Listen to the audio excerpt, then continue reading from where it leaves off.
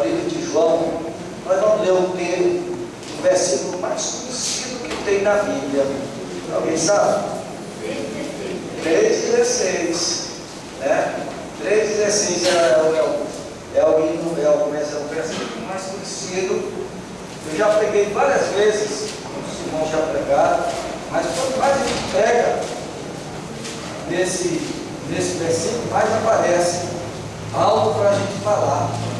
E nos colocamos de pé, irmãos, e vamos ler o versículo 16 do capítulo 3 de João. Diz assim, a palavra do Senhor: porque Deus amou o mundo de tal maneira que deu o seu Filho unigênito, para que todo que nele crê não pereça, mas tenha a vida eterna. Amém? Amém. Oremos, nosso Deus, estamos na tua presença, através da tua palavra. Abençoa a tua igreja, abençoa nossos amigos que estão conosco, que eles saiam daqui regozijados, ó Deus, e que a tua palavra penetre no seu espírito, no seu coração, e que eles saibam que Jesus está voltando, o Cordeiro de Deus está voltando. Por isso, Senhor Deus, nós te agradecemos em nome de Jesus. Amém? Podem sentar. Então, irmãos, o ouvinte da palavra do nosso Deus. Porque Deus amou o mundo de tal maneira que deu o seu Filho unigênito, para que todo que nele crê não pereça, mas tenha a vida eterna. Que maravilha, né, irmãos? Jesus, Deus, Ele, uma grande missão. Todos nós aqui temos uma missão aqui neste mundo. Porém, que muitas vezes nós não procuramos realizar essa missão que é tão importante. A missão de anunciar as boas novas. Então, ficamos sabendo, irmãos, que esse versículo aqui significa uma coisa que você deve aprender esta noite. Significa o mundo, o palco de Deus. Porque Deus amou o mundo. O mundo foi o palco que Deus enviou Jesus para transmitir a sua palavra. Né? Este palco, né, que diz o texto, o local da missão de Jesus Cristo. Este mundo aqui foi o local que Jesus, ele deu os primeiros passos. Ele deu as primeiras palavras da igreja. Ele deu os primeiros chamados dos 12 discípulos. Era o Paulo. Ele estava iniciando uma grande missão que há 2000 anos aconteceu lá e está acontecendo nos nossos dias de hoje e vai acontecer. Então, aonde foi que Deus apresentou? Deus apresentou. Ele apresentou algo. Apresentou quem? A sua redenção. Ele apresentou a sua redenção através de quem? De Jesus. Para quem? Para a humanidade. Para vocês, para nós. Nós somos o mundo. Nós somos o mundo que Deus está falando aqui. Muitas vezes nós pensamos que o mundo é as florestas, é a lua, é as estrelas. Não são astros, né? É criação de Deus. Mas o mundo mesmo que Deus foca aqui nesse versículo é o mundo dos homens, é o mundo da humanidade. E você pertence a este mundo, né? E nós pertencemos a este mundo. Um mundo que um dia ele vai se acabar, né? Mas o povo, a humanidade vai virar cinza, pó. Aqueles que são salvos vai para a glória de Deus. Aqueles que não são salvos para o inferno, né? Separação de Deus completamente. É isso? Muitas vezes, irmãos, nós estamos brincando com Deus. Há crentes dentro da igreja brincando com Deus. Não brinque com a igreja. E não brinque com a igreja. Nem brinque com Deus, porque você vai se dar mal. Eu tinha uma mensagem nesta noite, irmãos. Era uma mensagem sobre Dan. Não vou pregar essa mensagem. Vou pregar essa mensagem domingo. Quem quiser saber a respeito de Dan, venha para a igreja. Ela vai abrir os seus olhos. Dan crente como descrente. Então, Deus, Ele criou o mundo. Mundo, irmãos, é uma palavra grega que chama cosmo. Nós estamos no cosmo, né? Que significa organizado. As coisas foram organizadas. Deus implantou tudo organizado. Deus enviou Jesus dentro de uma administração organizada. Então, Ele chamou de universo. O texto diz assim: porque Deus amou o mundo. Deus amou o mundo de tal maneira que deu seu Filho unigênito para que todo que nele crê não pereça, mas tenha a vida eterna. O universo, esse universo que nós olhamos, o mundo criado pelo Verbo. Quem era o Verbo? Deus. Deus é o Verbo. 1:10 de João. Deus é o Verbo. 1:10 é assim: estava no mundo, o mundo que Ele criou. Jesus estava no mundo. O mundo foi feito por intermédio dele, mas o mundo não o conheceu. O que foi que o mundo fez? O que foi que os homens fizeram? Mataram Jesus.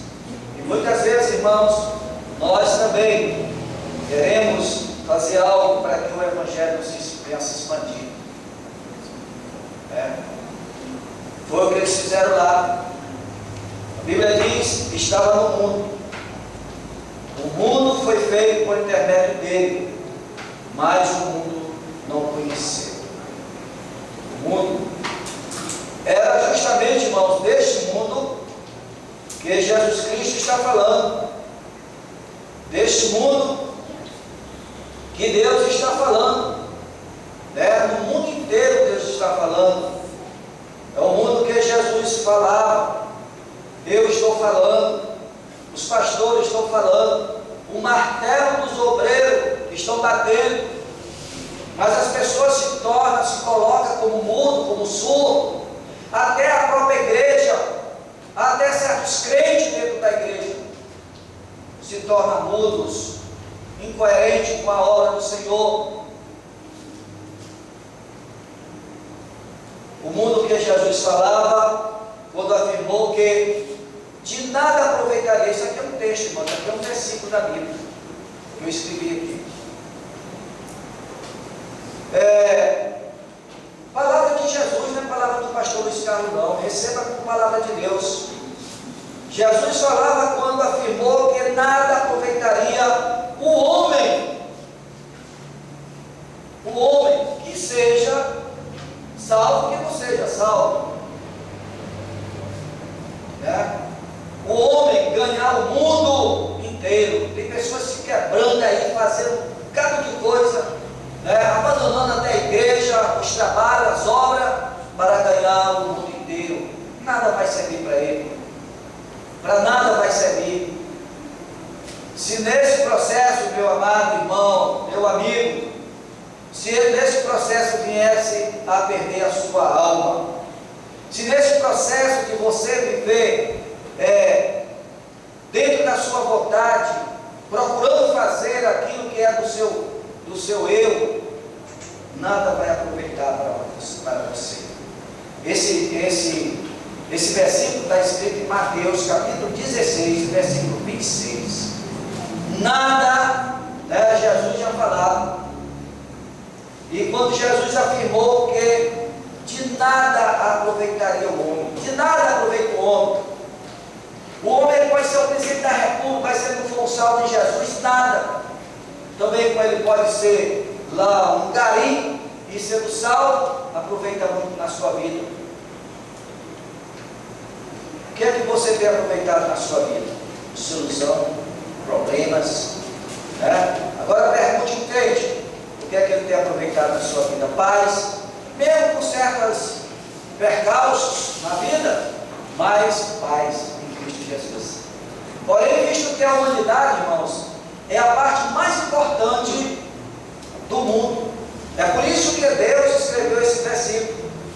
No versículo 17, ele diz assim: porquanto Deus enviou seu Filho ao mundo, ao universo criado, sustentado pela mão do nosso Deus, não para que julgasse o mundo. Jesus não veio aqui este mundo para julgar você. Ele veio lhe salvar do inferno. Ou você não crê? Ele veio salvar você, não para que julgasse o mundo, mas para que o mundo fosse salvo por ele.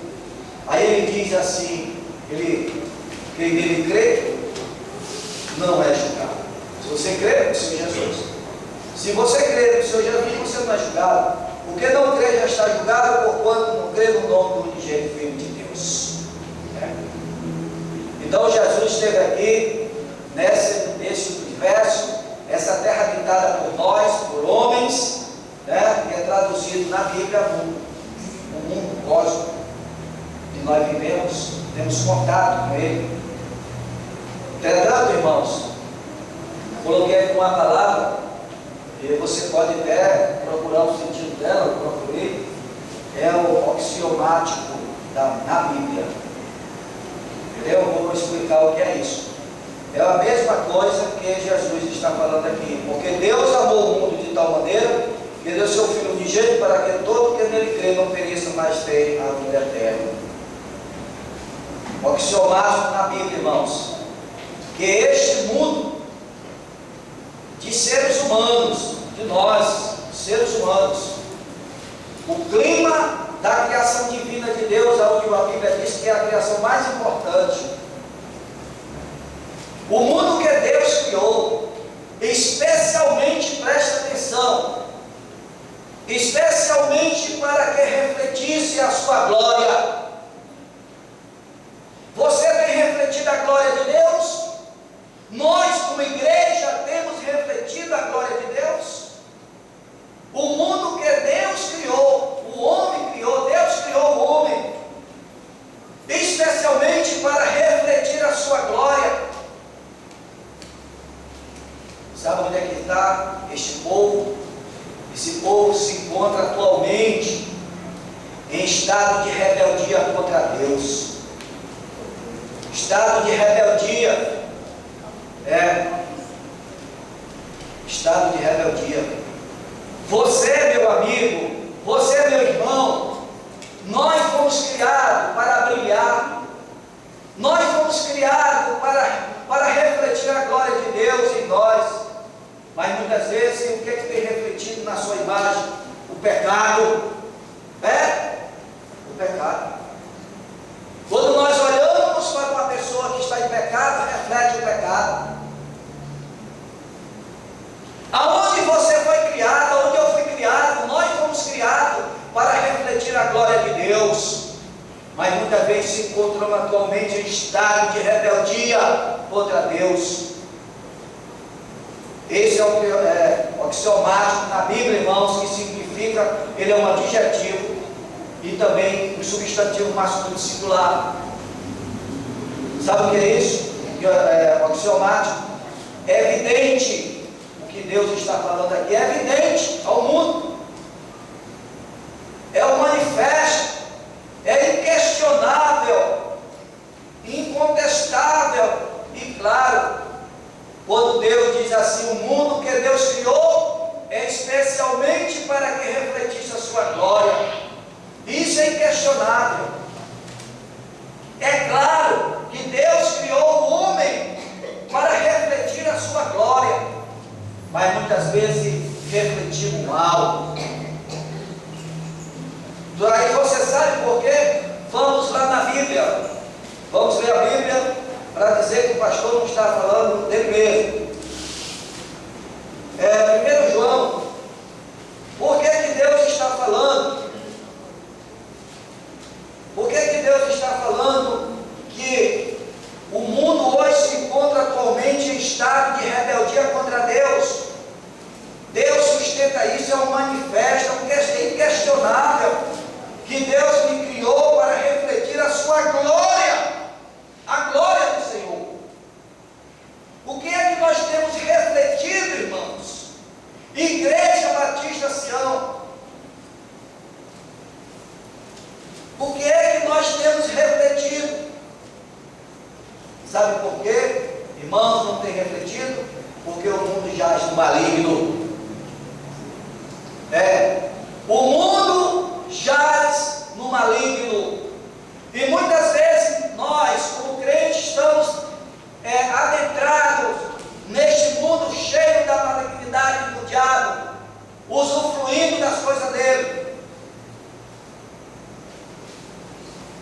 E muitas vezes nós queremos que Deus nos abençoe. 1 João 5,19 diz assim: sabemos que somos de Deus. João falando, nós somos de Deus. Mas ele diz outra coisa: e que o mundo inteiro jaz no maligno. O mundo jaz no maligno. Vive, né, irmãos? Aí, irmãos, o mundo jaz no maligno. E você vive neste mundo. Como é que tu vivemos neste mundo? Você muitas vezes vive neste mundo em desespero silencioso. Em desespero. Você vive neste mundo na escravidão do medo. Com medo de morrer. Com medo de alguma coisa. Não dorme. Isso é o desespero silencioso que o diabo coloca na tua vida. É por isso que o mundo jaz no maligno. E você, meu amigo, você, minha amiga, meu irmão em Cristo Jesus, nós fomos criados para refletir a glória de Deus. Mas a sua glória não tem sido realmente usada para refletir a obra, a glória de Deus, mesmo como crente.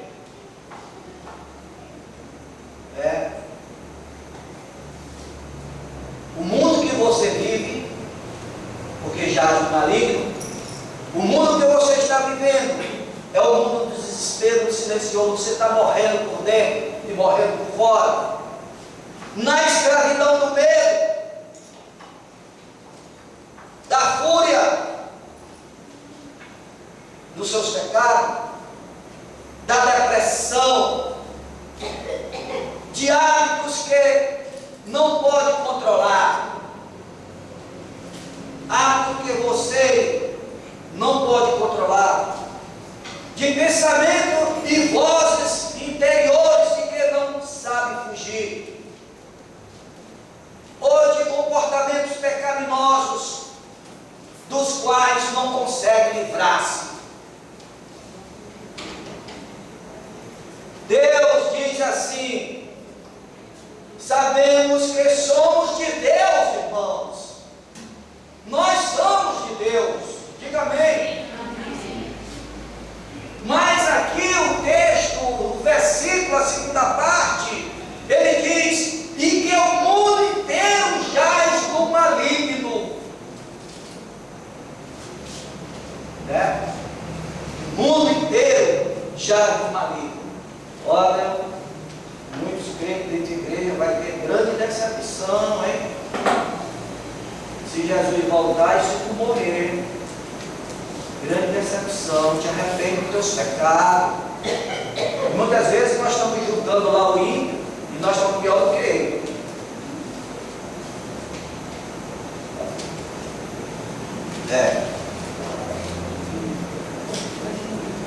Então não esqueça.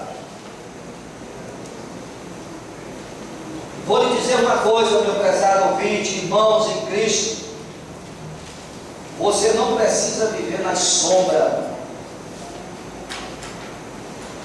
na noite, na escuridão.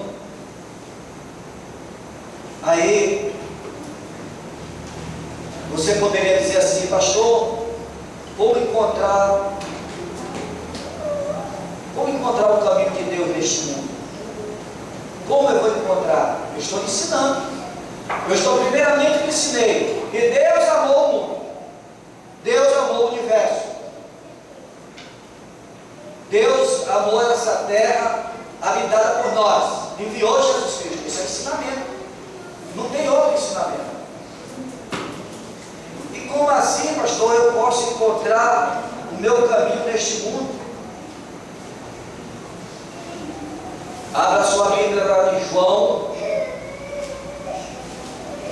João capítulo 1, versículo 14. A Bíblia diz que o Verbo se fez carne. 1,14.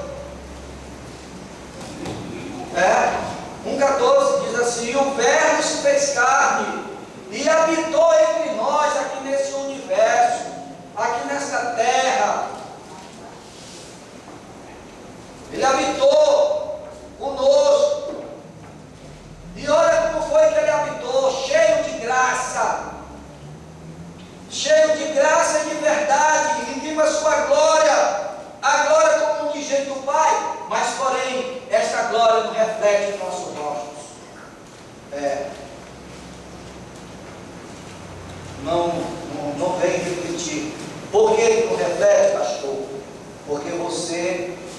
ainda não entrou no caminho que Deus já ofereceu para você.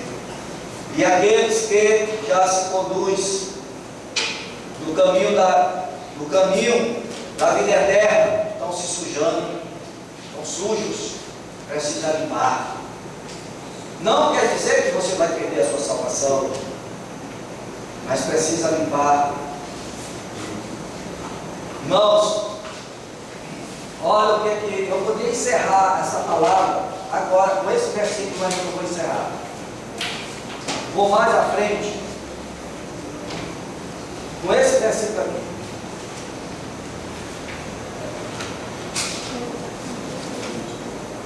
Apocalipse 22. Olha o que é que João, olha o que é que Jesus diz. Versículo 11. Ele diz, versículo 10. E disse-me ainda: não cele as palavras da profecia deste livro, porque o tempo está o quê? Próximo. Aí ele continua. Preste bem atenção o que é que Jesus fala. Aí ele diz assim: continue injusto, fazendo injustiça. Você é justo ou injusto? Continue o injusto fazendo injustiça, continue o imundo ainda sendo imundo. O justo continue na prática da justiça. Olha aqui. Então, esse justo que continua na prática da justiça, porque a glória de Deus reflete no seu rosto.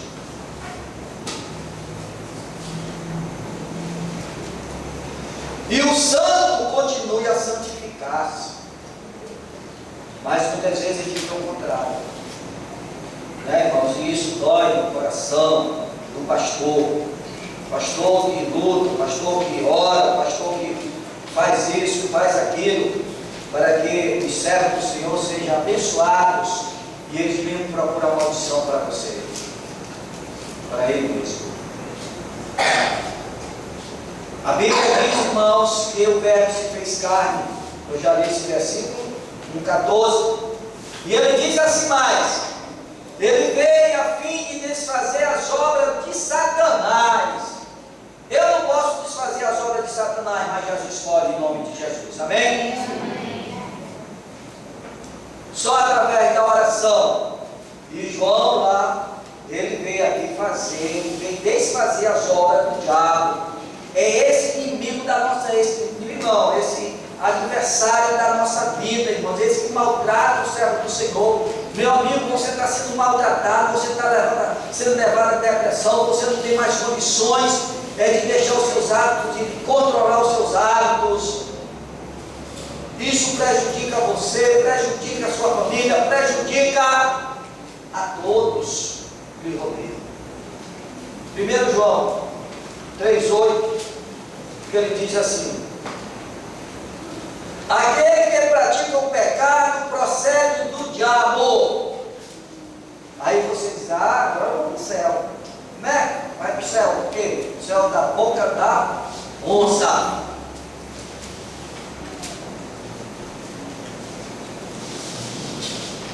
Aquele que pratica o pecado procede do diabo, porque o diabo vive pecando desde o princípio. Para isso se manifestou o Filho de Deus, para destruir as obras do diabo. Então não é pastor, é o Filho de Deus. É o Filho de Deus, Jesus Cristo, que vai destruir essas obras. Sabe, vocês querem só dizer o que eu estou dizendo? Vamos lá no livro de Mateus, capítulo 16, um exemplo com Jesus e Pedro. Mateus 16, 23. Jesus, olha as palavras de Jesus. Mas Jesus, voltando-se, disse a Pedro: arreda, Satanás, tu és para mim pedra de tropeço, porque não cogita das coisas de Deus, e sim das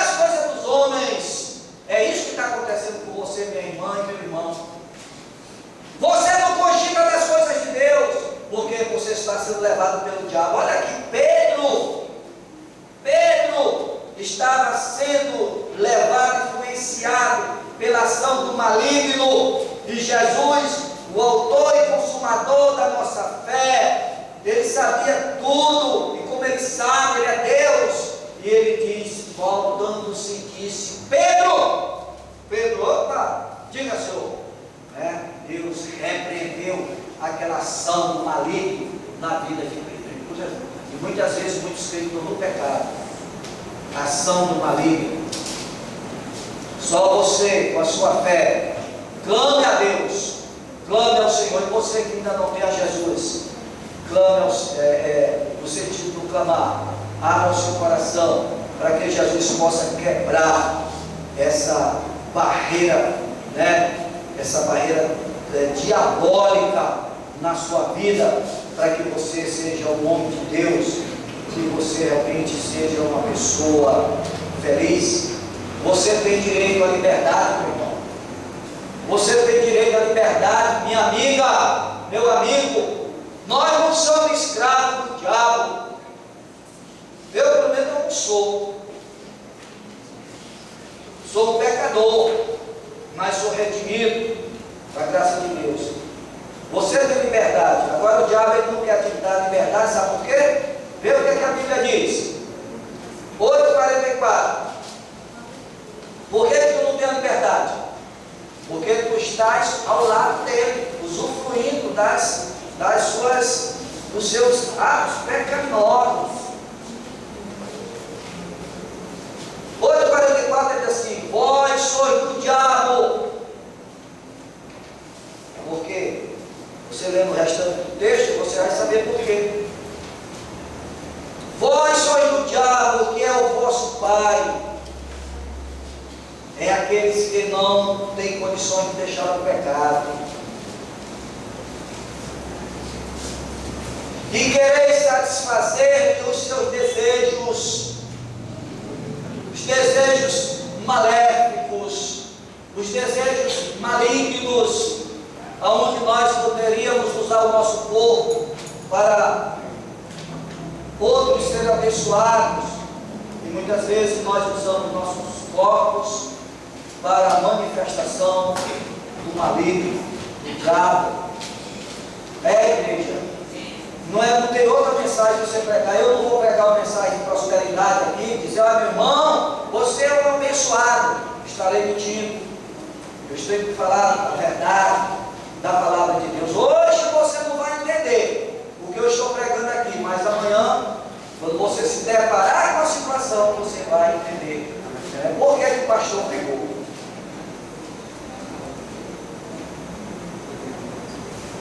Vós sois do diabo, que é o vosso pai, e quereis satisfazer aos desejos. E ele foi homicida desde o princípio, e jamais se afirmou na verdade, porque nele não há verdade. Quando ele profere a mentira, fala do que ele prove, porque é mentiroso e o pai da mentira. E ele está enchendo o seu cérebro de mentira, faz isso, faz aquilo, e você vai lá e faz. Todos nós, irmãos, vivemos de acordo com a concepção que formulamos de nossa identidade, Hoje as pessoas não buscam refúgio de outra pessoa para buscar alguma coisa para resolver melhor a sua situação. Não, mas ele formula a sua concepção e vive com aquilo, onde se dá mal. Então, quando você formula a sua própria identidade, você está formulando as suas atitudes, você está formulando, irmãos, as suas reações, os seus atos, o seu comportamento, enfim, diante das circunstâncias da vida, são determinadas pela sua autoimagem, ou uma pessoa consciente, ou uma pessoa inconsciente. O crente, quando ele formula a sua identidade na pessoa do Senhor Jesus Cristo, as suas atitudes é para melhor.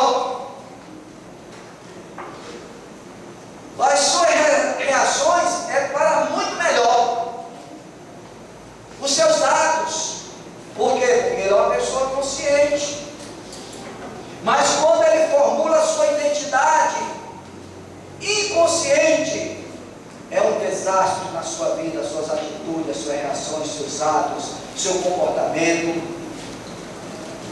traz circunstâncias na sua vida. Foi o caso até ali do apóstolo Pedro, né? Paulo, aliás, Pedro formulou ali alguma coisa, formulou a sua identidade, né? E quis levar o Senhor Jesus para aquilo que não era verdade. É isso que o diabo tem feito na vida de muitas pessoas dentro da igreja.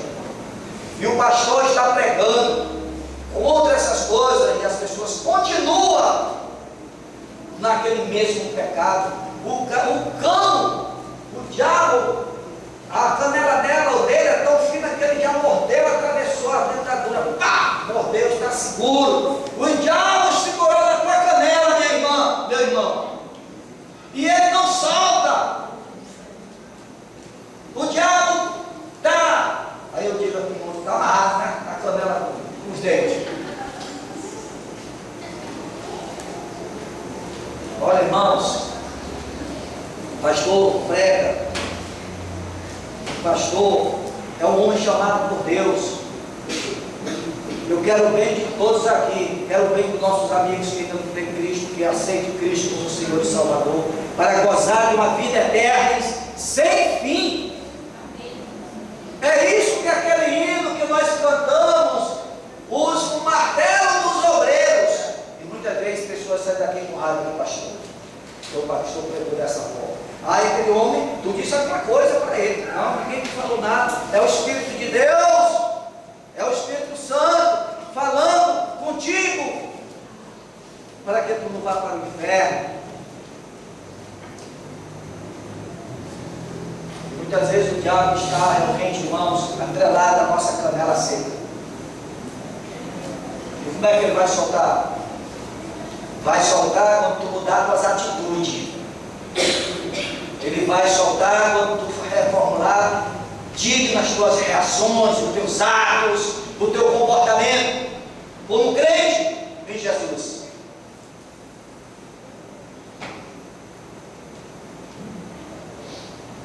Se você se vê como uma vítima indefesa, eu sou uma vítima indefesa de Satanás. Né? Tem pessoas que dizem isso, né? Eu não consigo vencer Satanás. Então tu não é um crente, porque a Bíblia diz que ele não toca no. Está lá em João, 1 João, ele não toca no crente. Se você diz vítima, indefesa de Satanás e seus esquemas diabólicos, você viverá como a sua vítima e será escravo de suas mentiras, como eu já li lá em João 8,44. Você vai realmente viver constante nesse sentido. Aí você poderia dizer assim: pastor, me ensine como devo enfrentar o príncipe rebelde, que é o diabo, aquele que se rebelou contra Deus. Como enfrentar, pastor? Vou lhe ensinar, meu irmão, e vou lhe ensinar, meu prezado amigo, né? Eu vou lhe ensinar dentro da Bíblia, não é palavra minha não, palavra de Jesus. Como enfrentar o príncipe rebelde, pastor? Como é que eu vou enfrentar? Pastor, eu estou atolado no pecado. Eu não tenho mais para onde ir, para onde eu vir é o pecado. Então, escute, ouça o que o Espírito diz à igreja. Preste bem atenção, o primeiro passo para você que é crente: como enfrentar o príncipe rebelde.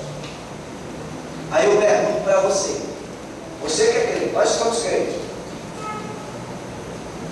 é uma questão, preste atenção, é uma questão de sua posição em Cristo. Se você está em Cristo, o inimigo das nossas almas, ele não tem poder sobre você. Amém. Né? É uma questão de uma posição em Cristo. Se você está em Cristo, o crente está em Cristo. Alguma brecha você abriu para ele. Como é que eu vou me salvar nesse sentido aí?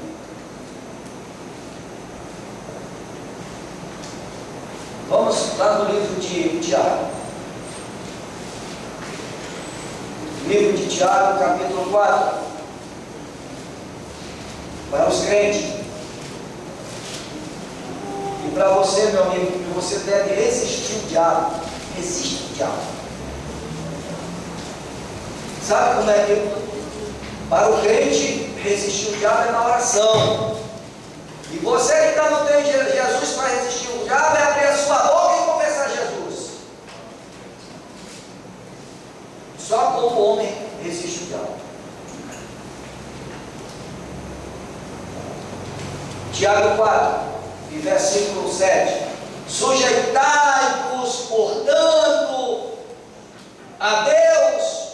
Olha aqui, igreja, você que não tem condições de sair do pecado, pastor, eu estou para morrer. O pecado está para me matar, mas ele não vai me matar não. Confessa Jesus esta noite. Saia daqui regozijada no Senhor. Você vai dormir uma noite tranquila. E procure fugir do pecado. O pecado vem aqui, ele vem aqui, você faz assim, deixa ele passar. Deixa ele passar. Mas se você correr para o pecado, esse não é o problema. Olha o que é que a palavra de Deus diz. Sujeitai-vos, portanto, a Deus, mas resisti ao diabo, e ele fugirá de vós. Você não resiste, meu irmão. Igreja, chegai-vos a Deus, e ele se chegará a vós outros. Purificai as mãos, pecadores, e vós que sois de ânimo dobre, limpai o coração. Afligi-vos, lamentai e chorai, converta-se o vosso riso em pranto, e a vossa alegria em tristeza.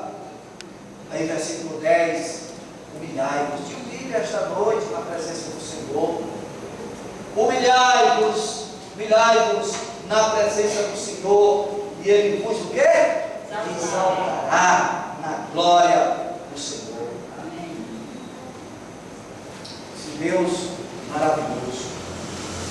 Agora, muitas vezes nós não queremos deixar os nossos pecados, esse cara é verdade. A gente é consolado por Ele, mas depois nós estamos investindo.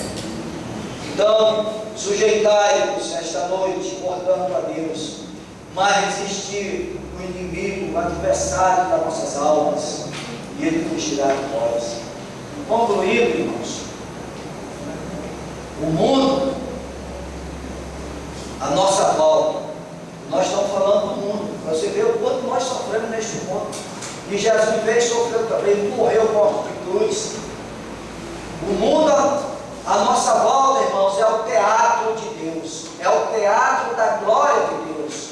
Nós somos a glória de Deus.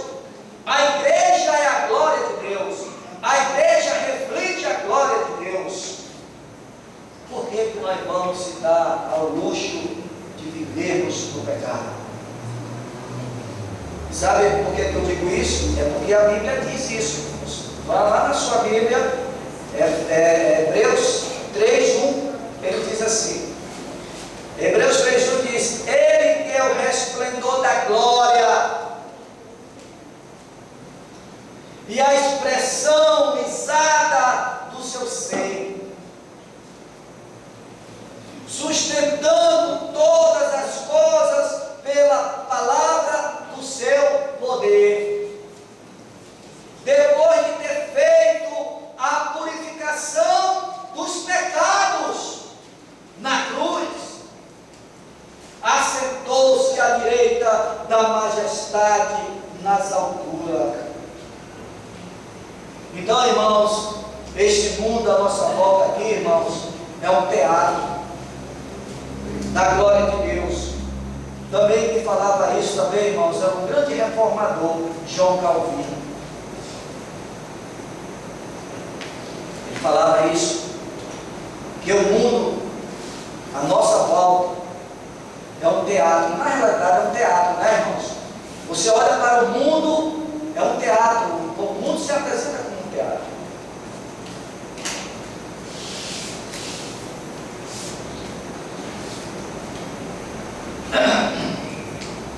Então, amados, temos que brilhar.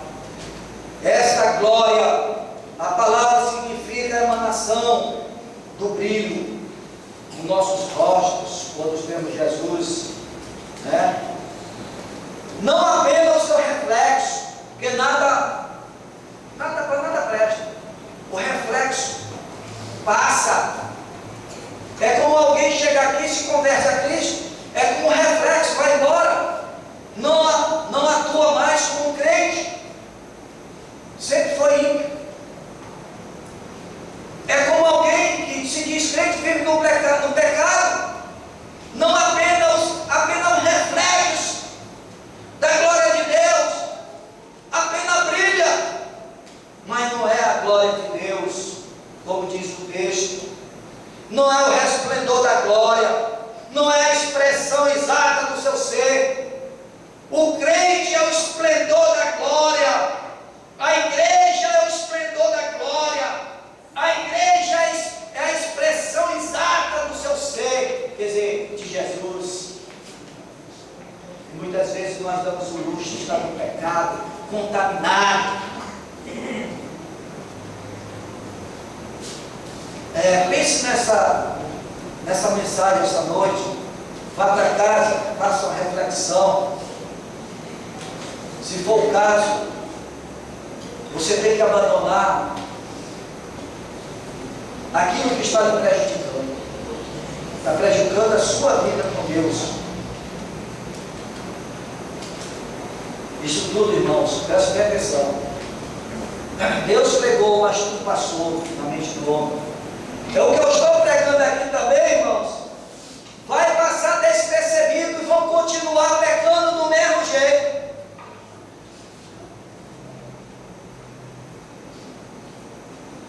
Não foi diferente quando o próprio Deus falou essas palavras.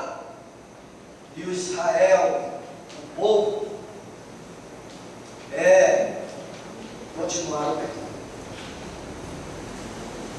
Quando atravessamos o vale da sombra da morte, esse vale da sombra da morte, quando fala naquele texto, Salmos 23, é a parte existencial do ser humano, é aquilo que você sofre, é aquilo que você está passando, é aquilo que você precisa confessar, não pastor, nem a padre, mas confessar quem?